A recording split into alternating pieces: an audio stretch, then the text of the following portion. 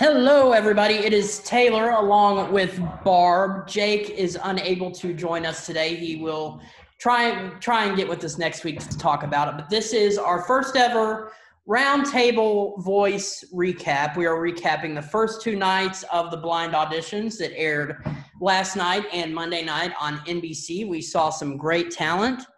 It is really, really good in these times to be back for the voice to be back, especially way things went last season with him having to sort of do the at-home thing with the pandemic. They made it work, but having everybody back in the studio and everybody together, it feels really, really, really good. They do it very well. Yes. And we have Adam, not Adam, oh gosh. We have Blake, Kelly, and John returning from last season. And replacing Nick Jonas on the panel this season, returning is veteran voice coach and Blake Shelton's girlfriend, Gwen Stefani, all round up the panel. A few things are different about this season. They're all maintaining their 6 feet distance. No audience. There is a virtual audience, which you got to actually be a part of. Yes, I did. I was for a battle round that's going to air in beginning of November, second week of November, something like that. And I signed up for the Blind Edition. They're starting to take tickets for the next season after that because they do it so well. And I did the Masked Singer too, and between the two, there's no comparison. I'll do the voice anytime. So. Okay, so let's go ahead and get started with the show. I'm going to try something new today. I'm going to try and use screen mirroring.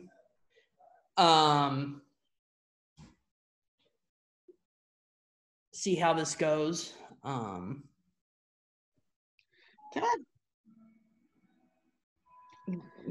just woke up. I'll do it a few times during the show as we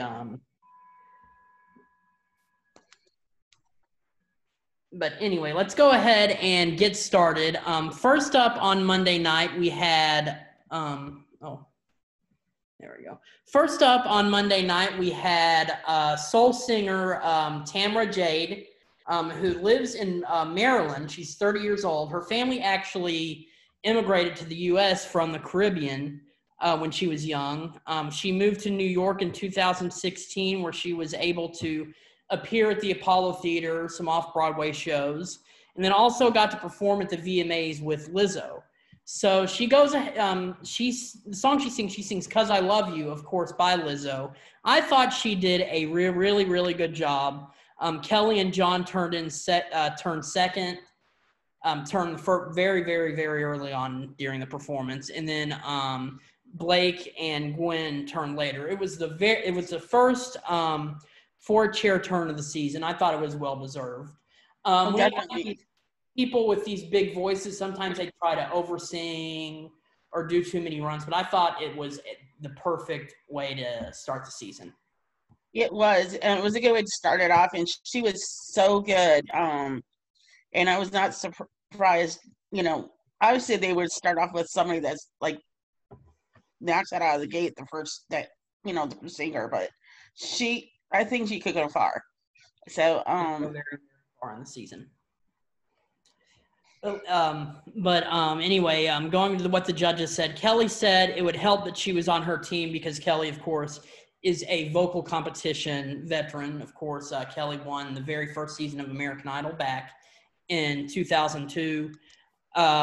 Blake thinks she could win. John loved her versatility, so did I. Gwen thinks she could help with her rap singing and also loves her personality. That's what I think I'm liking really about this season, and I've seen it in a few other auditions that we'll see too, that they're showing a lot more of the artist's personality this season as they've done in the past. I don't know if it's because they don't have as much content as they used to, but they are really, really showing a lot of personality, and I think that really helps going into further rounds of the competition.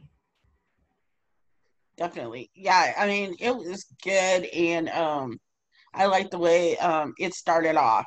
So But yeah, I like the commentary, the way they were able to tell what they would like about her or what they would like to help her with versus, you're awesome. Yay, join my team. So But anyway, of course, Tamara ended up picking Team Legend, which I think is a really, really good pick. John, of course, has won one time already, and I think that if things go well, he could do it again with Tamara. It'll be interesting to see how she does in future rounds. Of course, we have the battles coming up. The teams aren't full yet, so we really don't know what we're dealing with on the teams because, of course, there's only a limited amount of spots to go into future rounds of the competition. So we will find out. Well, based off of what I said, what I've seen so far, like I did see the battles, and I've been saying, and I will be surprised if he does not win it this year. Mm-hmm. I think, and you'll see it in the upcoming episodes and stuff, that John Legend has, I think, the strongest team. And yeah, I can't see him not winning as of right now. Okay, moving on. Up next, we had Laura Freehoff, who's only 16 years old. She's from a rural town in Colorado. Her family lives on a farm and she enjoys singing. She actually went to the School of Rock where she learned sort of how to find her voice and has turned into a pretty good rock star. She has a very mature voice for her age. She sang "Come to My Window" by Melissa Etheridge, which is a really, really tough song to sing. I thought she did a really, really, really good job.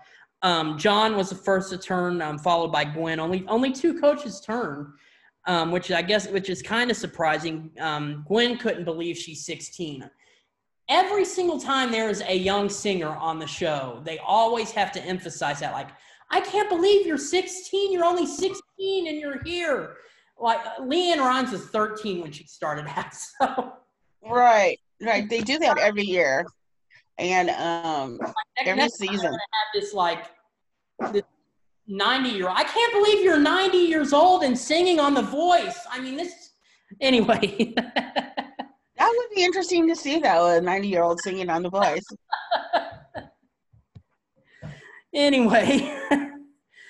Anyway, so she loved her voice, her style, her personality, everything. And smart enough, Lauren picked Team Gwen, which is, I think it's good because Gwen does have big history in rock music. And I think that she could really help Lauren. I don't know how far she'll go in the season. I mean, I could see her going really far. If she does get eliminated, I could definitely see her getting stolen by one of the other coaches.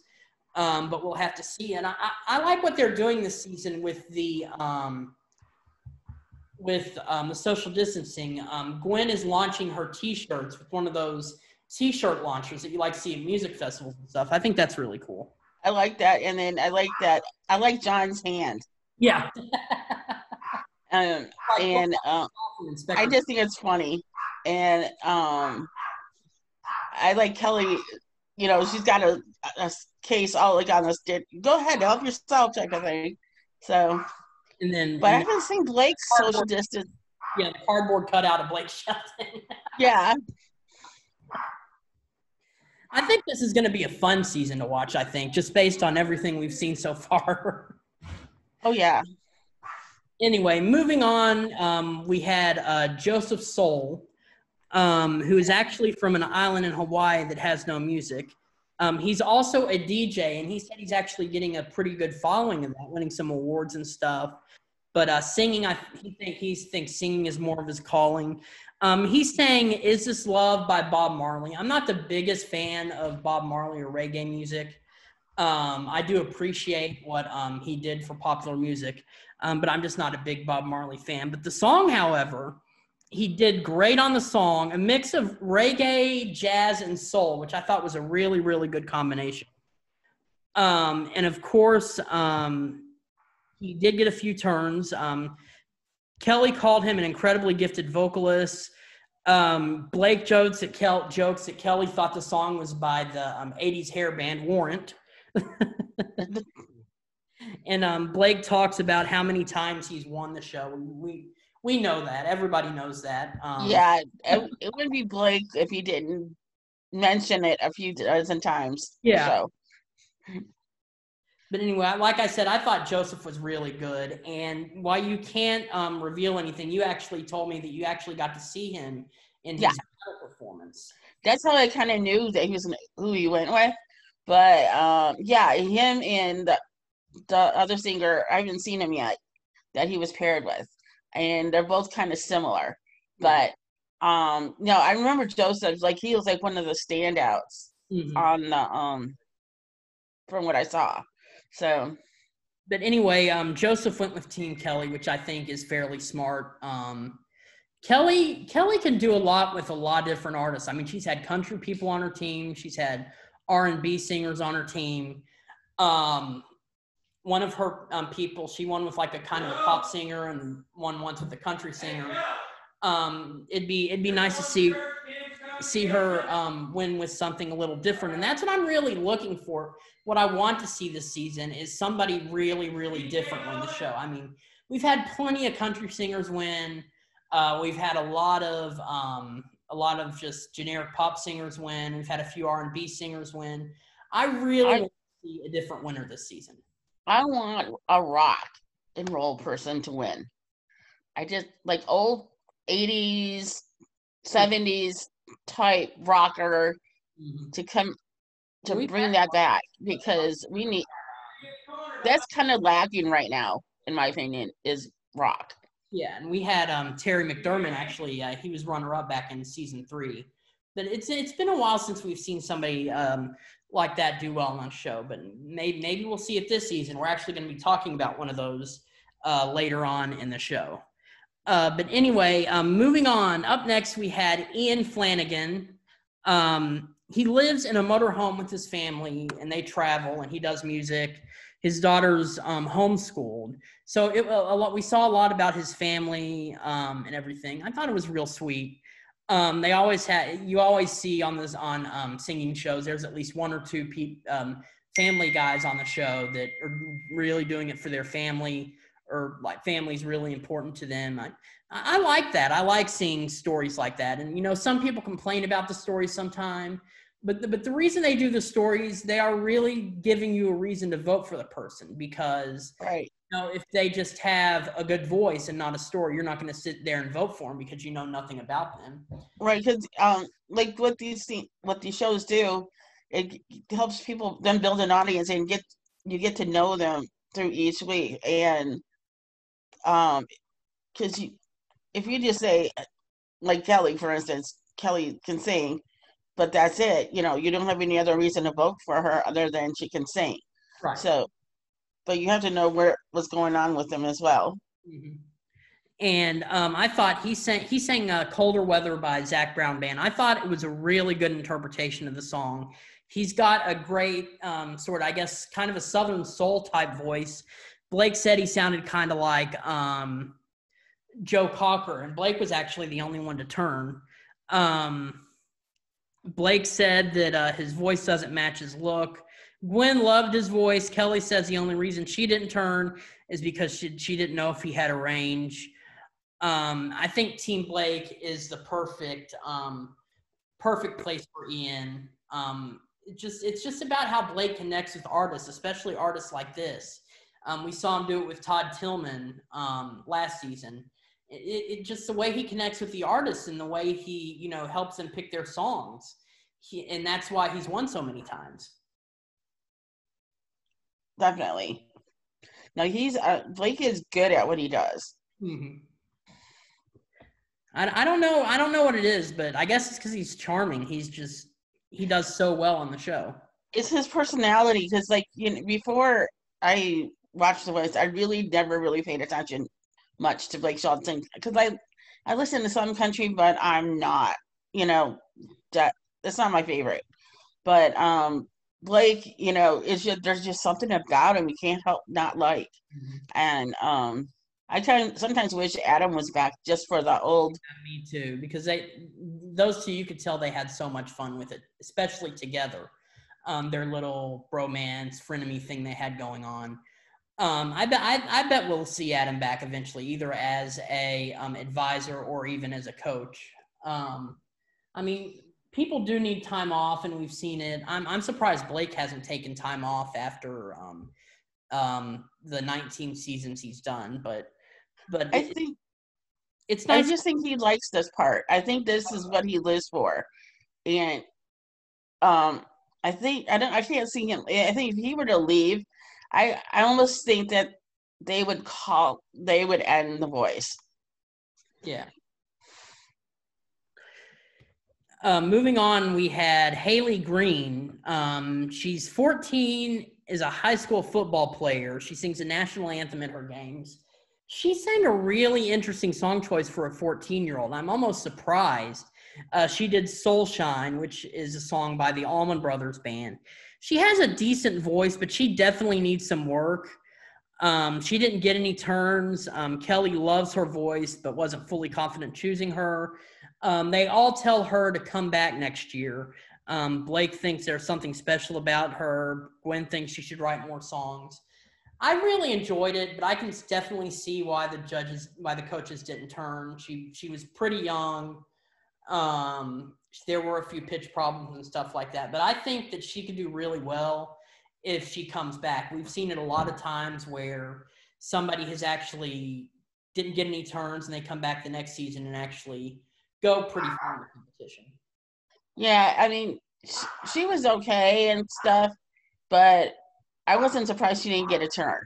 So, but I think she might be back. If not next season, obviously the season next. So, up next, we had Jim Ranger, who was from Bakersfield, California. He's a third-generation pastor. He's been singing since he was young. His wife and him were actually born a week apart at the same hospital, so that was pretty interesting for him to share. I really, really liked how he interpreted the song. He did "Blue Ain't Your Color" by Keith Urban. He has a really, really, really good voice. John, Gwen, and Blake all turned for him. I thought he did really, really, really well. Yeah, he did. I mean, I really enjoyed him, but I'm not sure how far he's going to go. No, because there's just especially with he was very similar to Ian, and with all these, when you get these teams going and there are a lot of similar people, you end up getting one of them cut sometime between now and the playoffs. Everybody, Gwen name dropped No Doubt and their connection to Bakersfield, said he should join her team because of her number one country song with Blake. They had a number one country song earlier this year. John thought he was great, a great vocalist. Blake loved the build to the end. And then we saw something really funny. John they showed a fake political ad talking about how Blake Shelton lied all the time. Oh, that was funny. I hope they show it a couple more times throughout. Yeah, they need to do more of those because that was actually really, really funny. But I just love John. There's just something so laid back about him, and I'm just so glad that he's staying with the show. And I really, really enjoy him. But of course, Jim picked Blake, and like I said, with him and Ian both being sort of similar singers on the same team, one of them is bound to get eliminated before the playoffs, and I'm sure that it will happen. I don't know which one it'll be. I kind of prefer Ian a little more over Jim, but we'll have to see what happens moving forward. But still, another great performance. The first two episodes, it's hard to pick a winner because they were all so good. I don't know if it's because, everybody's been struggling because of the pandemic and we're, looking for something positive. That's why we think it's so good. Or if this really is going to be one of their best seasons they've ever had, because everybody so far has been really, really, really good. Yeah, and people are just ready for, entertainment. They're tired of, the same old stuff. And like John has said a couple of times, I'm just glad live music is back. Yeah. And I I wish sometimes these seasons were longer, and this is gonna be one of those. Mm-hmm. But I just can't wait to see who else they have coming up. Especially these next few weeks. I think next 2 weeks are the last 2 weeks of the blinds, and then we have the battles, and then we have the knockouts. So I think it's shaping up to be a good season. I think it's gonna be one of the better seasons. Mm-hmm. Up next, we had Eli Zamora, whose family immigrated from Mexico. After moving to the U.S., he couldn't speak English. He actually sang a Spanish song, which is really, really nice to see. Like I said, this season, I'm really wanting to see something different. And he did really good. He has a great Latin voice. I don't know how far he'll make it just because of that. He could make it as far as the battles or the knockouts or even to the playoffs. And be sent home by America's vote. I don't know, but I thought it was really, really good. Kelly was the only one to turn her chair. Kelly and Gwen both called him amazing. Blake didn't turn because he didn't think he was the right coach. I don't think so. He joined Team Kelly, which is probably a smart choice because usually Kelly's teams are very diverse. But yes. I really, really, really liked Eli. And I think some of these coaches kind of hold off from turning sometimes because they know they have a steal coming, and they might look for them to be their steal. Mm-hmm. So, because some people do dumbass mistakes and let somebody go.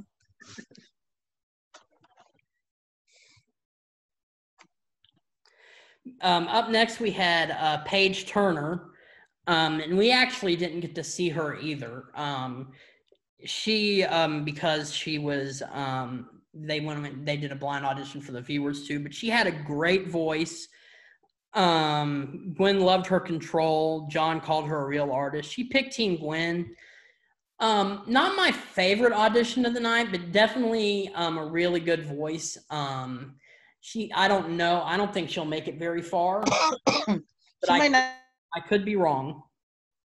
Not make it past the blind. What was that again? I don't think she's going to make it past the blinds. You mean the battles? Mm-hmm. She made it past the blinds. Yeah, that's it. Sorry. But no, I don't think she'll make it very far. I guess it's just because, there's really going to be a lot of talented people, and she wasn't one of my favorites. She's not somebody that I think will stand out going forward, but still she did a great job. She's on Team Gwen, which I think is probably the best choice for her. We'll just have to see what happens. I'm hoping Gwen will get a knockout person because I want to see her win. Me too. Of the current panel right now, she is the only one not to win. It'd be really, really nice to see her win. Yeah, I want to see her rub it in Blake's face too. Yeah. Up next, we had Corey Ward. He grew up with a single mom. He was the only one in the house that growing up, he was the only boy in the house. His mom was diagnosed with lung cancer and is currently battling. I thought it was going to be a country singer, but he had a great pop and soul sound, probably a little too generic. He didn't get any of the turns. The coaches really weren't feeling it.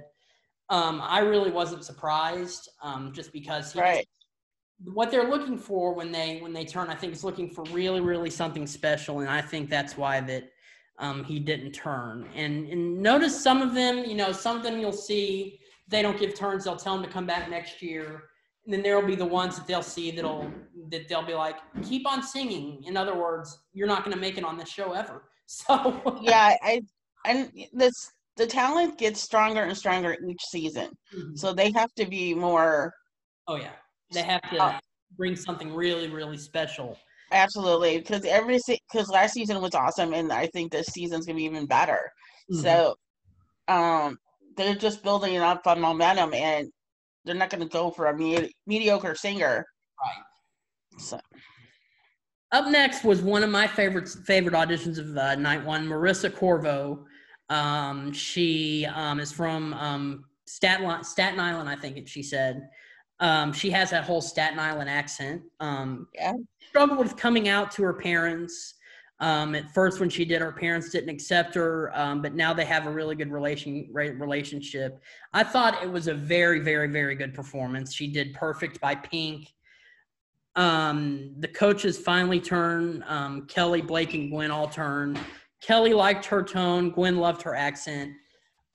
In the end, Marissa picked Team Kelly, which was a very, very smart choice. But I really like Marissa. I do too. And I think she's going to go far. I'm not sure. I think she may go up to the knockouts and or even the live playoffs and be like one of the first people voted off. But I think she's going to go far. She really, really could. And then finally, the last audition of Monday Night Show, we had John Holiday, who sang Misty by Johnny Mathis.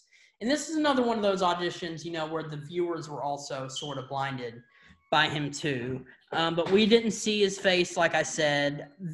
Almost a countertenor voice, which if you or none of the viewers know what countertenor is, it's really, really, really high tenor. Really, really high voice. Gwen, John, and Kelly turned, but Kelly was blocked. He was teased for being gay as well as having a high voice. I love the performance, and this is something that I'm talking about somebody coming on the show different and possibly going on to win.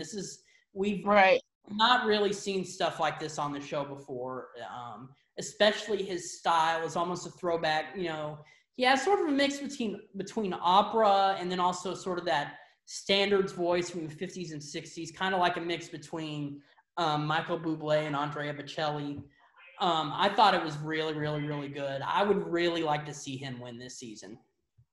He was one of my favorites so far. But when John blocked Kelly, I was like, that was smart. Because I think it was chosen Kelly, but you'll never know. John is the perfect fit for him because John is an artist. This guy seems like truly an artist.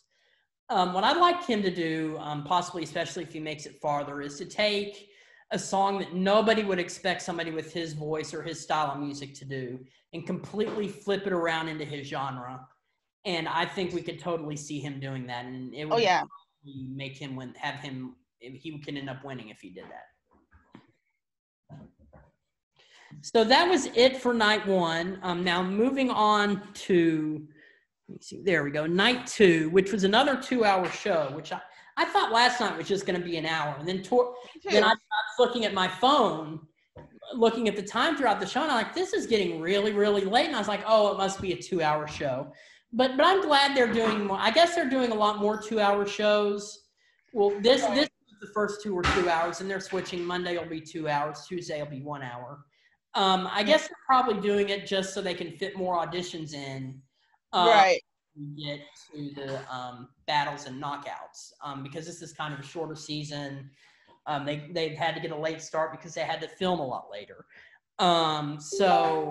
Last night we had Taryn Papa. She's 30 years old. She lives in Nashville. Their family used to sing together. Her and her grandpa were real close, and then he eventually died from Alzheimer's. She's in a country band, and they actually perform at Blake Shelton's restaurant, Old Red, in Nashville. But I thought she had a really, really, really good country voice. Blake turns, and then Kelly turns, but Blake blocked Kelly. Yeah, no, that was funny. He's like, you're not taking her. It seems like it's Block Kelly season. Yeah. But I just love the way how he tried to play it off on Gwen. And best to Blake.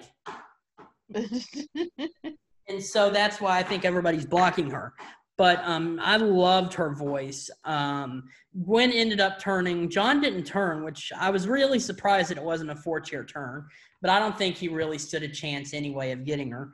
But I think that she could actually win. as well. There are people I'm seeing, especially in these first 2 episodes, that I could see win, and I think that she is one of them. If not, she's definitely going to be in the finale. But Blake bragged about being the only coach who sang the song Anyway by Martina McBride. Gwen loved how she sang in the moment and feels they could work really well together.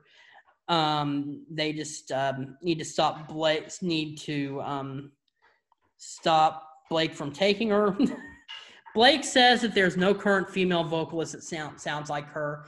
And I definitely agree. There's really, except for maybe Carrie Underwood, that really has that big country voice, because most of the females out there are really more country pop than anything and don't have really that powerful voice that we were used to seeing back in the 90s and early 2000s, like Carrie Underwood, Trisha Yearwood, Faith Hill, people like that. And she's sort of a throwback to that, and I think that if she did well and actually had a career after the show, she could actually bring that back.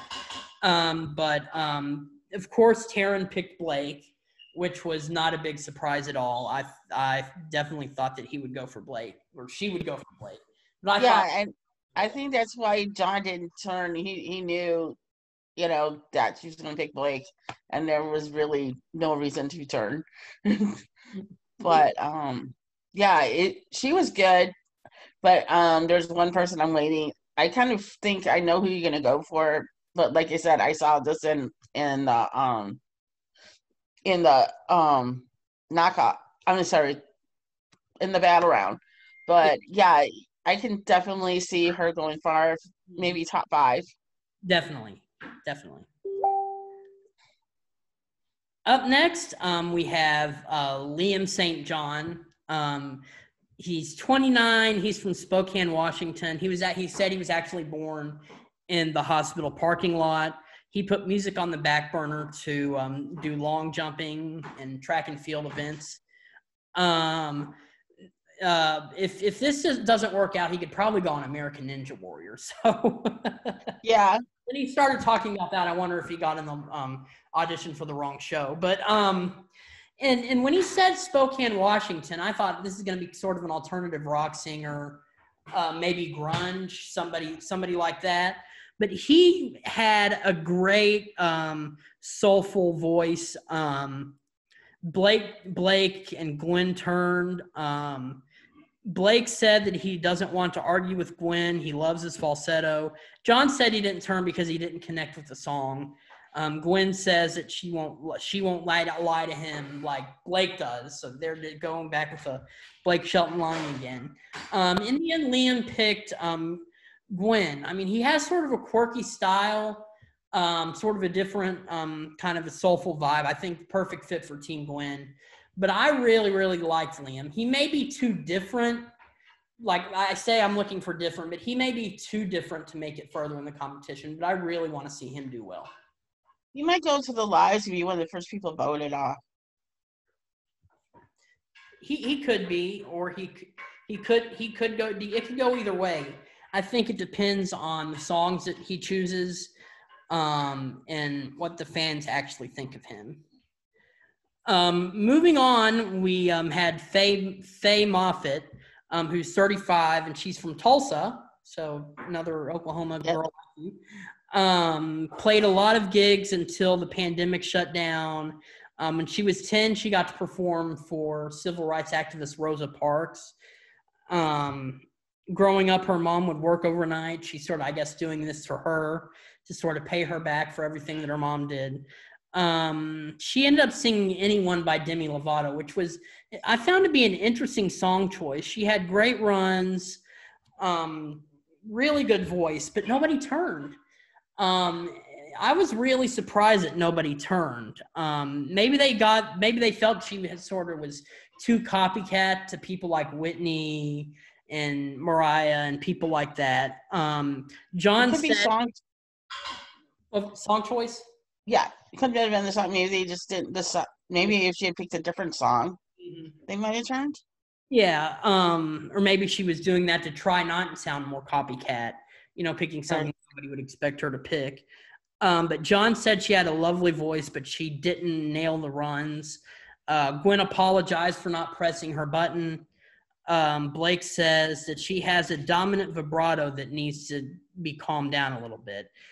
Kelly said she's an incredible talent. Yeah, I sometimes there are people that I'm just stunned that didn't get at least one turn, and this was one of them. I thought that, you know, maybe she wouldn't go as far as she would like, but at least deserved to go to the battles. But in the end, Faye got no turns,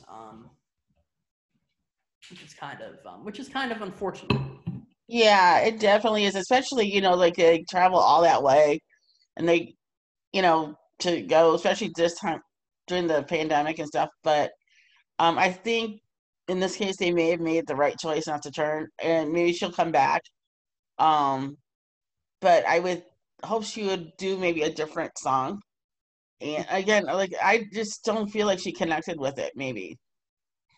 No, I don't think so either. I think that's part of the reason why she didn't get any turns. Now up next, you've been talking about you wanted somebody rock to win.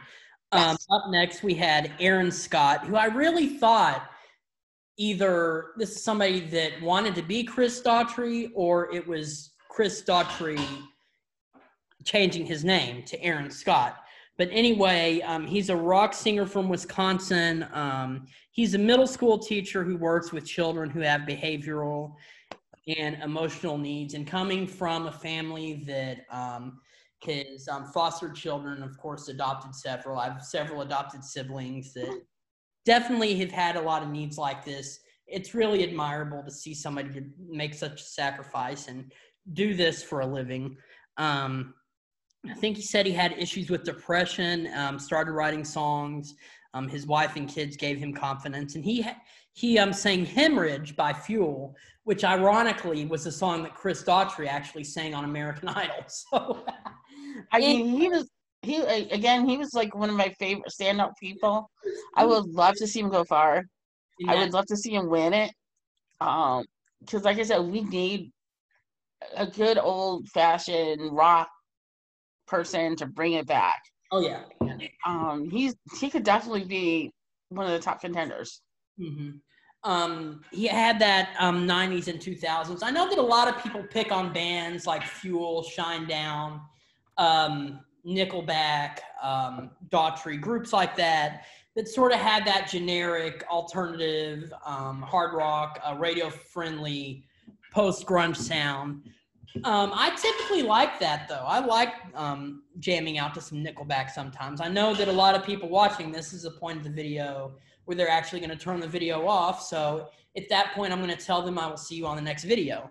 Anyway, I thought he did a really good job. John and Blake both turned, which I was surprised that John turned. I figured that Blake was going to be the only one to turn on this one. Because usually that's what happens with sort of singers that sort of seem to want to stay in one lane. But John said he had a lot of charisma. John would love to coach him. Gwen said that 90s songs are a trigger for her because, of course, she was in the group back in the 90s. Kelly said rock is a dying genre. I totally agree. They're still out there, but you don't hear it played on top 40 radio that much. I think that's the reason I really don't listen to much top 40 radio anymore, is because it just seems like that everything is in one box. I mean, there are people that are good singers, don't get me wrong, but a lot of it is either, you know, a lot of just really crappy rap music or very electronic sounding music. It's not what it used to be. I used to love top 40 radio, but like I said, it's not what it used to be. And you know, maybe if he does make it big, he could be somebody that could bring it back, because we really need a lot more music like this on top 40 radio. Definitely, him and bring back the 80s rock, and just he could fill the void that's very much needed in radio. But of course, he ended up picking Blake, which is no surprise. Blake has done pretty well with rock singers. He took Terry McDermott to the finale all the way back in season 3. He was the runner-up, and he sort of had that same style. I actually prefer Aaron more than I did Terry, because Aaron sounds more current than Terry. He sounds like somebody that if you didn't hear him on Top 40 radio, you could definitely hear him on mainstream rock radio. Yep. As opposed to Terry, who back in season 2 was really sounded more like a bar singer. That was before I started really watching it. Yeah, if you look up Terry McDermott, and you'll sort of see what I'm talking about. He was good, but he sounded more. He had a great voice, but the way he delivered himself was more like a rock singer. I loved Ian, though. I really did a lot, and I hope he makes it to the finale, if not win it. But we still have a lot of singers to see too. So up next was another one of my favorite auditions of last night. Madeline Concert has a really big Wisconsin accent, like really, really thick Wisconsin accent. I mean, really, really, really, really. Okay. Yeah, she does. She did.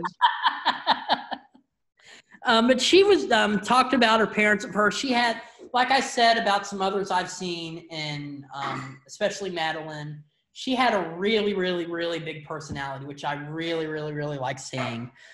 She had a great voice. She sang Girl by Maren Morris.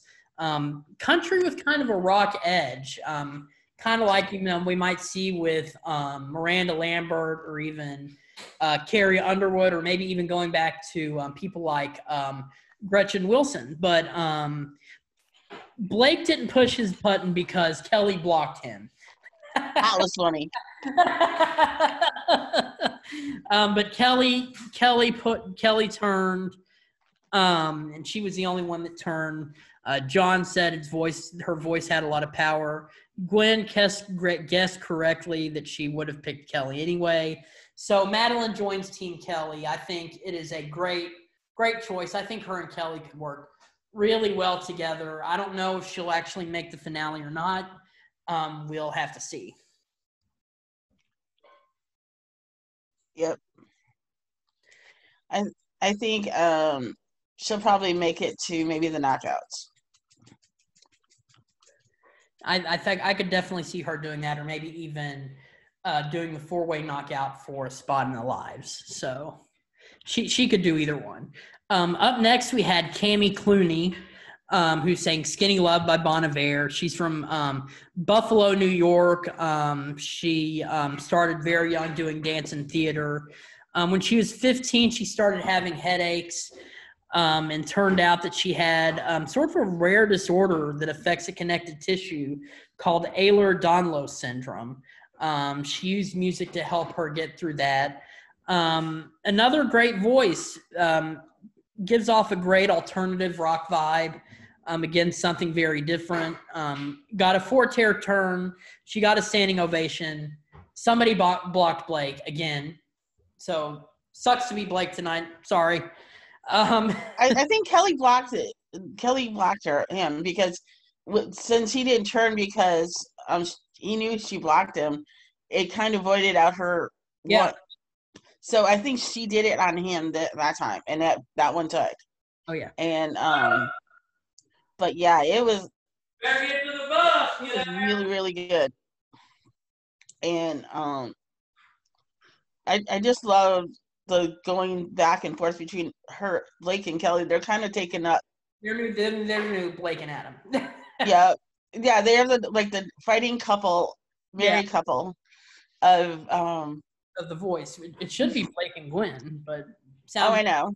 It seems more like a love triangle now that Kelly's divorced. So, but she, like I said, she had a great voice.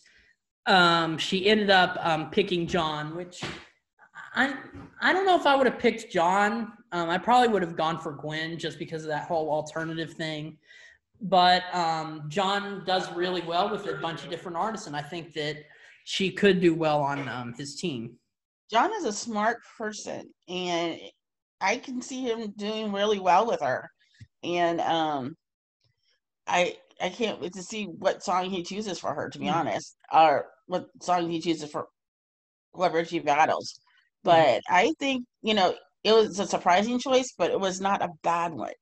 So up next we had Paridi Valenti Johnson, which is probably one of the weirdest names I've ever seen on The Voice, but I won't hold that against him. He works at a hemp farm with his brother. He said people have issues pronouncing his name. I couldn't imagine why. He was in choir, did a lot of acting in his childhood. Seems kind of like a grown-up hippie, like or a son of hippies or something. I don't know, but definitely with the name, definitely sounds like comes from hippie parents. But he has a big bluesy voice. He did one of my favorite songs, Crossroads by Eric Clapton. I was really, really, really upset that nobody turned, especially because I do love blues music, especially Eric Clapton. It would have been nice to see something like that on the show. And that's something I've seen a lot lately. Every season there's at least one blues singer on the show that they don't turn for. Kelly didn't like the dynamics. John wanted to see more. Gwen loved his energy. I was really surprised that nobody turned for him. Yeah, he was one of the ones I thought would have turned. But they may be super picky this season. This is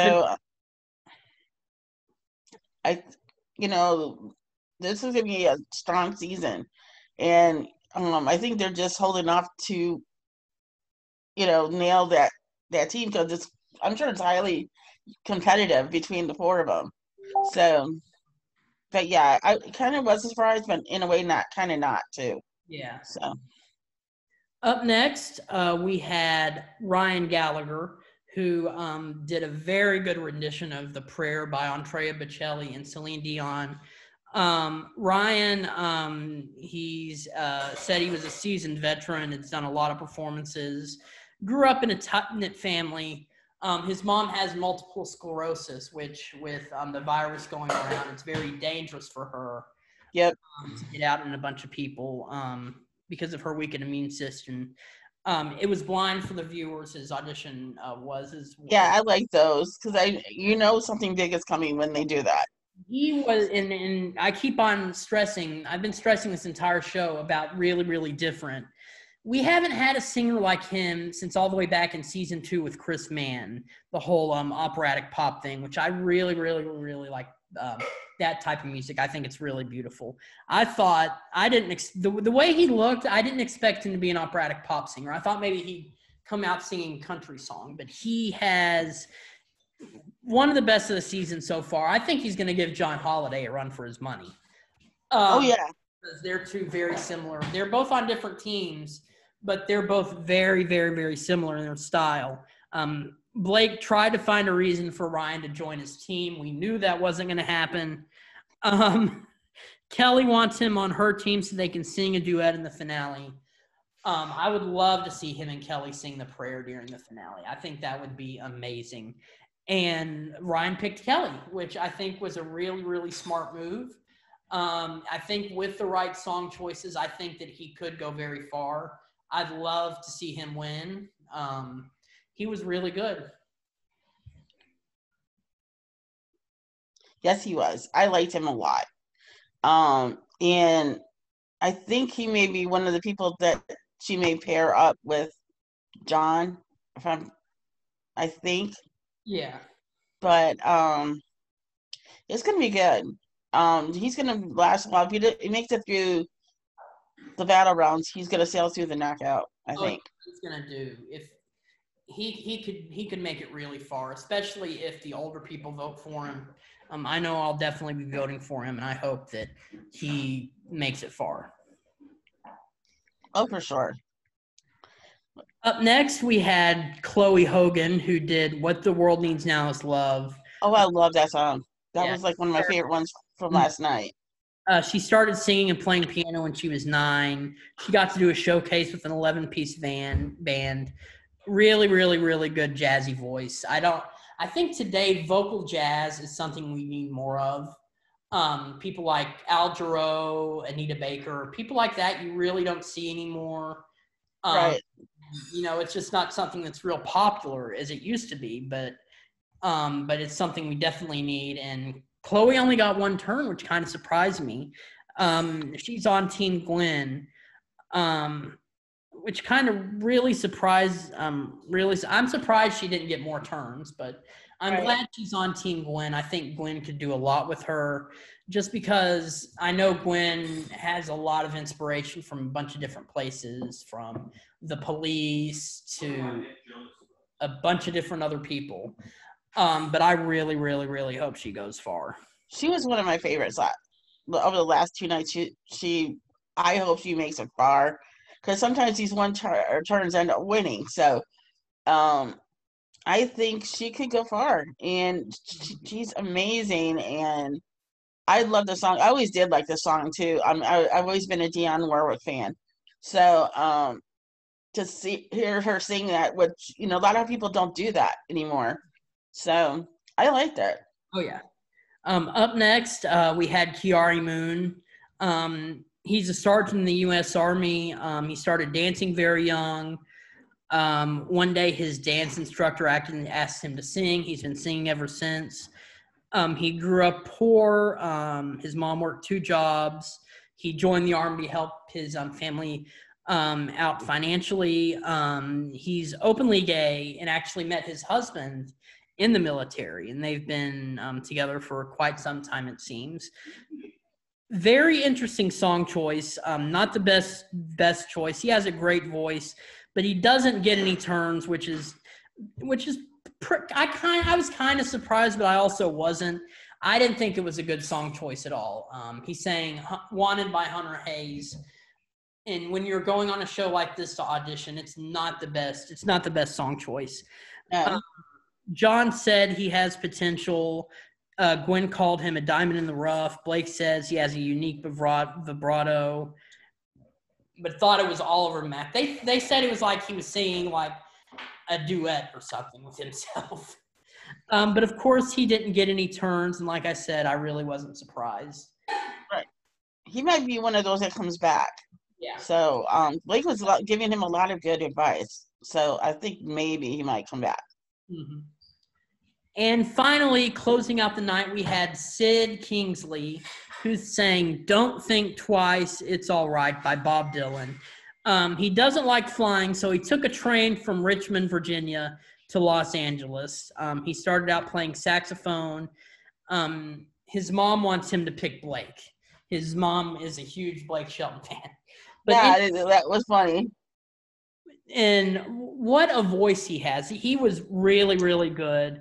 Blake, John, and Gwen turn. John loved how easily he hit the high notes. Gwen thinks his voice is strong and confident. Kelly was waiting for another level of vulnerability. Blake goes on about being the reigning voice champ. We've heard it a million times. And then they bring his mom on screen to say hi to Blake. But in the end, Sid went with John, which I think is really smart. I really, really liked him. Great way to close out the night. Great way to close out the week. I could see Sid going very far. Oh, definitely. Sid was one of my favorites. He stood out. He was good. It did surprise me that he didn't go with Blake, just because it's his mom. It was his mom, and the added pressure with her talking to Blake, on the screen. But I'm glad he went with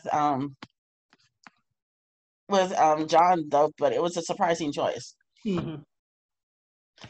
So anyway, that wraps up the first night of blind, or the first week of blind auditions. Let's go ahead and take a look at what the teams are right now. Come on.